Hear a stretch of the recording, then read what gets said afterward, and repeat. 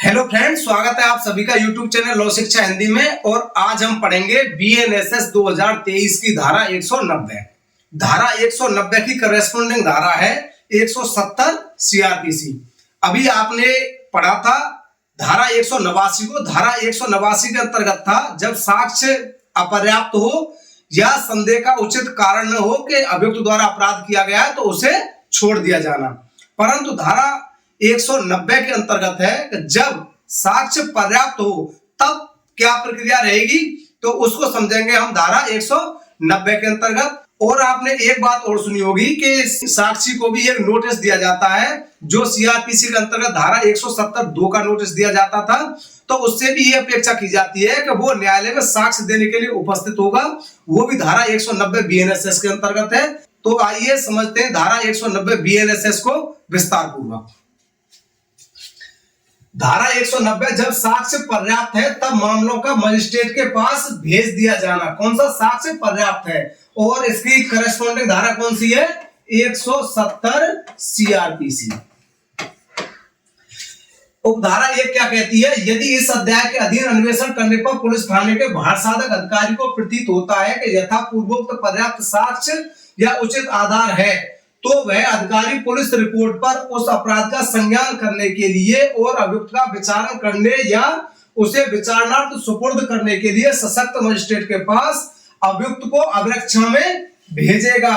या यदि अपराध जमानतीय है और अभियुक्त प्रतिभूति देने के लिए समर्थ है, तो ऐसे मजिस्ट्रेट के समक्ष नियत दिन उसके उपस्थित होने के लिए और ऐसे मजिस्ट्रेट के समक्ष जब तक अन्यथा निर्देश न दिया जाए तब तक दिन प्रतिदिन उसकी उपस्थिति के लिए प्रतिभूति लेगा। तो कंडीशन क्या होती है? कंडीशन ये होती है, अगर किसी अभियुक्त को किसी अपराध में अरेस्ट किया जा रहा है और उसके विरुद्ध पर्याप्त साक्ष्य केस डायरी में मौजूद है या उचित संदेह है, तब की कंडीशन में उसने अगर जमानती अपराध किया है और वह जमानत देने के लिए समर्थ है, तो थाने का भार साधक अधिकारी उसे जमानत दे देगा। परंतु उसने अजमानती अपराध किया है या वो अपनी जमानत नहीं दे सकता है, उस कंडीशन में उसे अभिरक्षा में भेजने के लिए मजिस्ट्रेट के पास भेज देगा। और मजिस्ट्रेट कौन सा? मजिस्ट्रेट वो जो उस अपराध पर संज्ञान लेने के लिए सशक्त मजिस्ट्रेट है या जो पुलिस रिपोर्ट पर संज्ञान लेने के लिए सशक्त मजिस्ट्रेट है, उसके पास में उस अभियुक्त को अभिरक्षा में भेजने के लिए भेज देगा। अब मजिस्ट्रेट क्या करेंगे? मजिस्ट्रेट उसे या तो न्यायिक अभिरक्षा में भेजेंगे या पुलिस को अगर साक्ष्य उससे अन्य साक्ष्य भी प्राप्त करना है तो उसे पुलिस कस्टडी रिमांड में दे देंगे, पुलिस अभिरक्षा में भेज देंगे। तो वो कंडीशन मैंने धारा 187 में पढ़ाई थी। दोनों तरह का रिमांड धारा 187 में पढ़ाया गया है। आप चाहें तो धारा 187 को एक बार पढ़ सकते हैं। तो जमानत अगर वो देता है, थाने का भार साधक अधिकारी जमानती अपराध में, कि अभियुक्त से इस बात की जमानत लेगा कि आप नियत दिन और जब अपेक्षा की जाए तो सशक्त मजिस्ट्रेट के समक्ष दिन प्रतिदिन उपस्थित होना सुनिश्चित करें। इस तरह की एक जमानत ले लेगा। अन्य क्या कंडीशन है उसे समझेंगे इसके अंतर्गत। इसका परंतु क्या कहता है? परंतु कहता है, परंतु यदि अभियुक्त अभिरक्षा में नहीं है तब पुलिस अधिकारी मजिस्ट्रेट के समक्ष उसकी उपस्थिति के लिए ऐसे व्यक्ति से प्रतिभूति ले सकेगा और ऐसा मजिस्ट्रेट जिसको ऐसी रिपोर्ट भेजी गई है इस आधार पर उसे स्वीकार करने से इनकार नहीं करेगा कि अभियुक्त को अभिरक्षा में नहीं लिया गया। अगर किसी भी व्यक्ति को जो जमानती अपराध किया है उसने उसको जमानत दे दी गई है और अभिरक्षा में नहीं लिया गया, या उसको 35 का नोटिस दे दिया गया है, 35 बीएनएसएस का नोटिस दे दिया गया है, तो मजिस्ट्रेट के समक्ष अगर पुलिस रिपोर्ट भेजी जाती है और उसके साथ में 35 का नोटिस संलग्न किया जाता है या उसकी जमानत जो ली गई है जमानती अपराध में वो संलग्न की जाती है, तो उसको लेने से मजिस्ट्रेट पुलिस रिपोर्ट पर इनकार नहीं कर सकते। ये इसका परंतु में दिया गया है। इसकी उपधारा 2 क्या कहती है इसे समझेंगे। उपधारा 2 के अंतर्गत है, जब पुलिस थाने का भार साधक अधिकारी अभियुक्त को इस धारा के अधीन मजिस्ट्रेट के पास भेजता है या ऐसे मजिस्ट्रेट के समक्ष उसके उपस्थित होने के लिए प्रतिभूति लेता है, या तो वो भेजता है मजिस्ट्रेट के पास में पुलिस थाने का भार साधक अधिकारी या उससे प्रतिभूति ले लेता है उपस्थिति की, तब उस मजिस्ट्रेट के पास वह ऐसा कोई आयुध या अन्य वस्तु जो उसके समक्ष प्रस्तुत करना आवश्यक हो। अगर अभियुक्त से कोई ऐसा आयुध बरामद हुआ है या ऐसी कोई वस्तु बरामद हुई है जो मजिस्ट्रेट के पास भेजनी आवश्यक हो तो उसे क्या करेगा, उसको भी भेजेगा।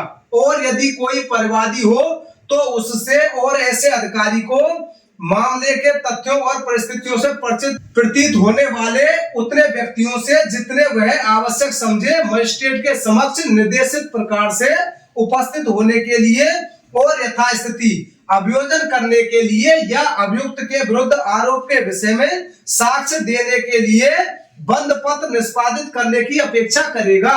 अगर कोई कंप्लेनेंट है या कोई भी साक्षी है उससे इस बात के लिए एक बंद पत्र ले सकता है कि आप अभियुक्त के विरुद्ध साक्ष्य देने के लिए न्यायालय में उपस्थित होंगे। अभी आपको बता रहा था कि 170(2) CRPC का जो नोटिस होता था साक्षी के लिए वो अब कितना हो गया, 190(2) BNSS। ये नोटिस की कंडीशन है जो बंद पत्र लिया जाता है किससे, साक्षी से अपेक्षा की जाती है। अब इसकी उपधारा 3 क्या कहती है इसे समझेंगे। यदि बंद पत्र में मुख्य न्यायिक मजिस्ट्रेट का न्यायालय उल्लिखित है तो उस न्यायालय के अंतर्गत कोई ऐसा न्यायालय भी समझा जाएगा जिसे ऐसा मजिस्ट्रेट मामले की जांच या विचारण के लिए निर्देशित करता है, परंतु यह तब जब ऐसे निर्देश की उचित सूचना उस परिवादी या उन व्यक्तियों को दे दी गई है। तो यह कंडीशन है कि अगर मुख्य न्यायिक मजिस्ट्रेट के नाम से अगर कोई बंद पत्र ले लिया जाता है, अब बंद पत्र लेने के बाद में लेकिन उसका न्यायिक क्षेत्र दूसरे न्यायालय का था तो दूसरे न्यायालय का बेशक से बंद पत्र न लिया हो, बंद पत्र बेशक से सीजेएम साहब का लिया हो, परंतु वो दूसरे न्यायालय का भी बंद पत्र समझा जाएगा। ये कंडीशन है हमारी उपधारा 3 के अंतर्गत। अब समझेंगे उपधारा 4 को। वह अधिकारी जिसकी उपस्थिति में बंद पत्र निष्पादित किया जाता है उस बंद पत्र की एक प्रतिलिपि उन व्यक्तियों में से एक को प्रदत्त करेगा जो उसे निष्पादित करता है और तब मूल बंद पत्र को अपनी रिपोर्ट के साथ मजिस्ट्रेट के पास भेजेगा। अगर किसी भी व्यक्ति से बंद पत्र लिया जाता है किसका, साक्ष्य देने का, तो एक प्रति उसको दी जाएगी और दूसरी जो मूल प्रति है, मूल प्रति को पुलिस रिपोर्ट के साथ में पुलिस अधिकारी न्यायालय भेजेगा। ये उपधारा 4 कहती है। तो ये थी हमारी धारा 190। अगर आपको धारा समझ में आई हो और वीडियो पसंद आया हो तो चैनल को लाइक करें, सब्सक्राइब करें। Thank you.